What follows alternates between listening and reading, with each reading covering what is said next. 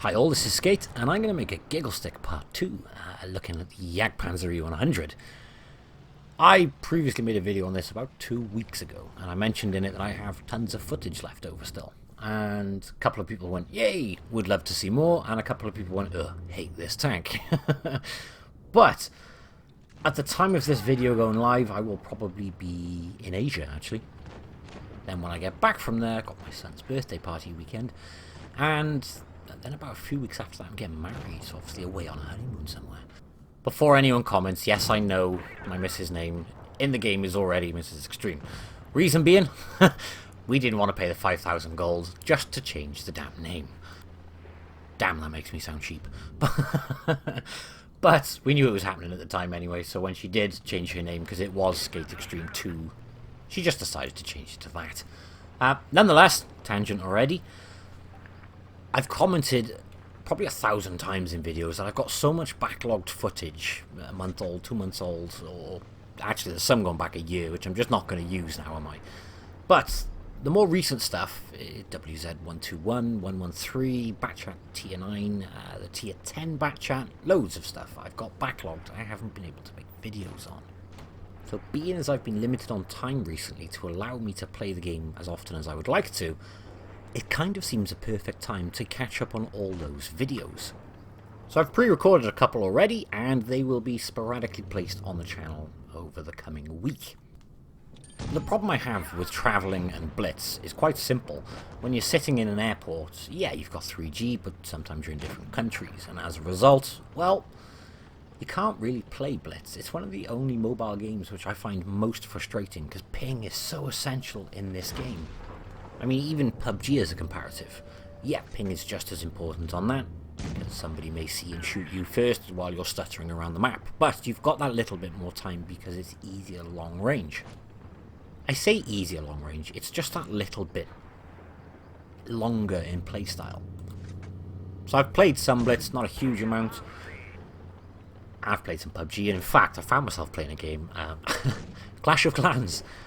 Now, that's because there's no ping required. My friend is obsessed with it. He's been playing it for like 2 years, and he was like, look, if you're stuck for games, just have a go. So I've had a go, and it's kind of fun, actually. And it is one of those really annoying timer games, but surprisingly, when you're traveling, or, I don't know, you're stuck on a 12-hour flight, or a 2-hour flight, you get off, when you're running between an airport, your signal doesn't really matter. You can have a quick go. Or if you're stuck on hotel Wi-Fi and your ping isn't really essential, it's not too bad. One of those games, though, if it was the only thing you played and you were obsessed by, it would destroy you because you'd be waiting all the damn time for timers. But it's a nice little secondary game, or a quick game. Or actually, if you've got a little bit more time, you can also do that. Go destroy other people's villages, stuff.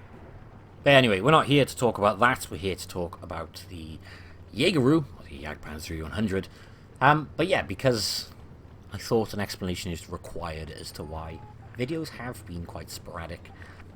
It's also the reason why I haven't done anything in regards to Twister Cup this year, because it falls pretty much on the same time where I am stupidly busy with work and obviously planning around all that wedding stuff and so on and so forth. So, to launch the first couple of old videos is this one. This one's from the 10th of August. So far it's going well in this game, except check this shot out by the E100. This is a poor play by me, but nonetheless, damn good shot by the E100, I've got to say. He must have just skimmed the back of me, but nonetheless, it was a good shot. It was a poor play by me to try and go up. I should have gone around the other way.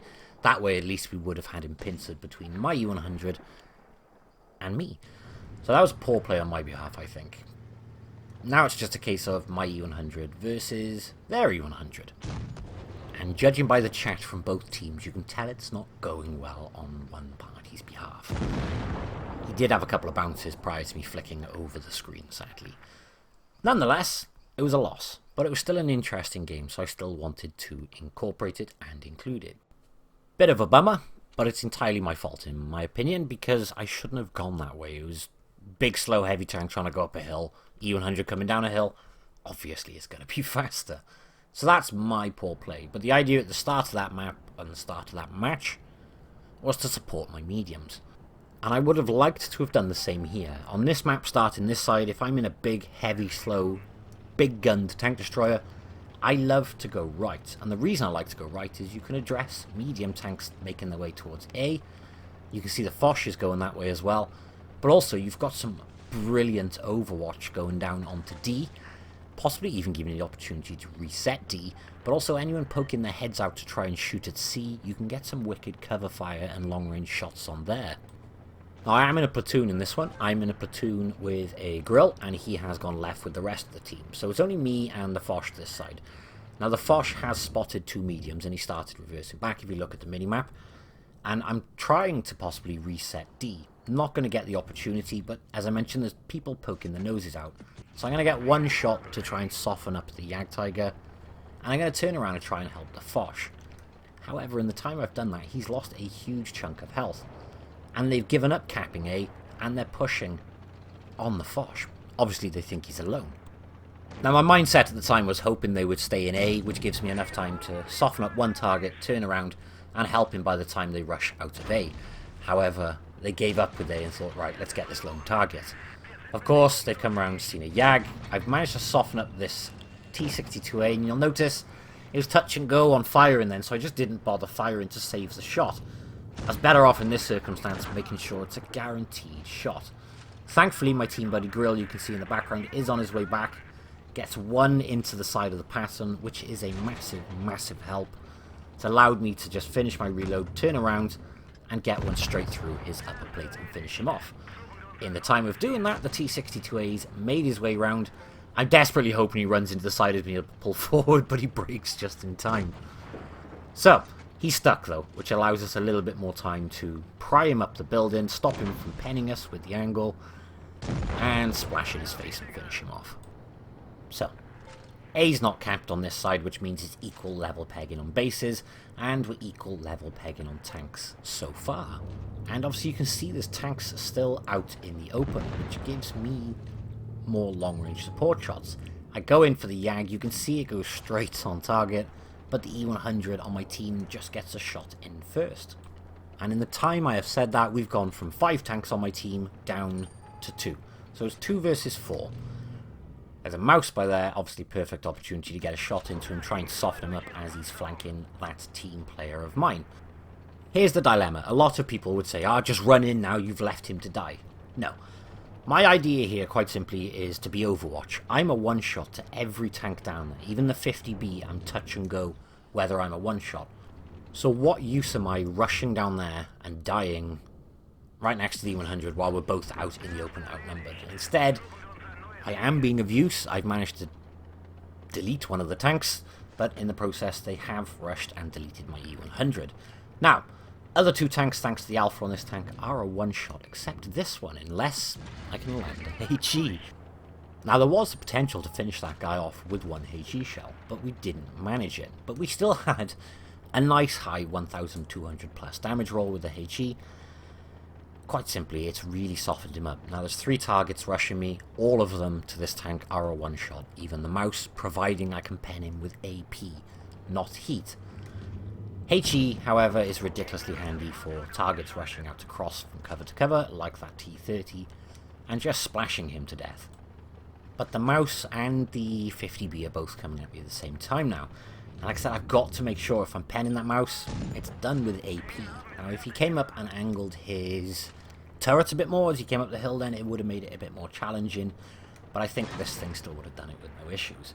Now, I'm using the cover of those 2 dead mediums to protect me while I try and angle, hide my lower plate, and it's allowed us enough time as he's come up the hill to finish the 50B, which means we ended that 1 versus 3 with 6,895 damage, mastery, steel wall, Kolobanovs, 6 kills, and a whole host of those new ribbons, which to be honest I've kind of stopped bothering looking at.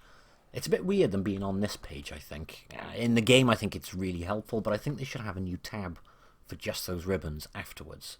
If we have a quick look at the team results page, 1,670 base XP, we got obviously the 6 kills, and I'm quite happy with that game personally. I like going and fighting mediums in this tank. I think it's because a lot of people don't expect you to do it, because there's the potential for the medium tanks to flank you quite easily if you're not in the right positions or you haven't got cover. But I also think it's very handy to play this thing at medium to long range, because if someone does try pushing you, it allows you time to get a reload in and try and angle yourself as best as possible. That is it for this video, though. I have, like I said, plenty pre-ready. I got 113, 121, Bat Chat, a couple of silly ones, a couple of birthday masteries. Actually, I took my T30 out for the first time in a while because it was a birthday, and I got 6,500 damage, and it was a mastery, and it was on a birthday, and I was like, great, that'll do nicely for a little birthday video. But no, Wargaming had a bug where some people's replays turned off. I don't know how much of a widespread issue this was. Jeez, that was really annoying though. Because I didn't know about it. I literally went, cool, I'll quickly go into that replay, click record, click play, blah, blah, blah, blah, blah. No, it wasn't even there. And when I went on to the group, I saw a couple of people mention it then, so thanks. I really think they should advertise bugs like that just so people are aware. Anywho, that's it.